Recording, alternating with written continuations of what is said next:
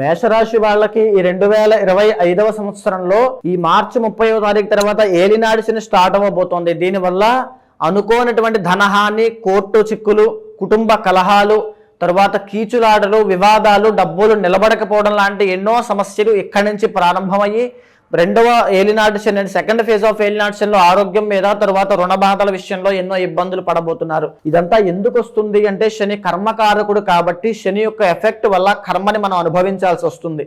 కాబట్టి ఆ కర్మని తొలగించుకునేటువంటి ప్రయత్నమే ఈ ఫిబ్రవరి 26వ తారీఖు వచ్చేటువంటి మహాశివరాత్రి నాడు నేను చేసేటువంటి కర్మ ప్రాయశ్చిత్త రుద్ర తంత్రంలో పాల్గొన్న ప్రతి ఒక్కరికి కూడా వాళ్ళకున్న దుష్కర్మలన్నీ కూడా, మనఃక్లేశములన్నీ కూడా నశించిపోతాయి.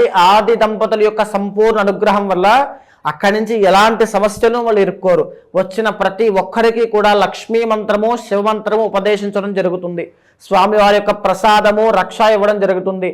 నరదృష్టి ఉన్న వాళ్ళు కూడా పాల్గొనడం వల్ల, నేను ఇచ్చిన యంత్రము ఆ ఇంట్లో పెట్టడం వల్ల నరదృష్టి బాధ నుంచి బయటపడతారు.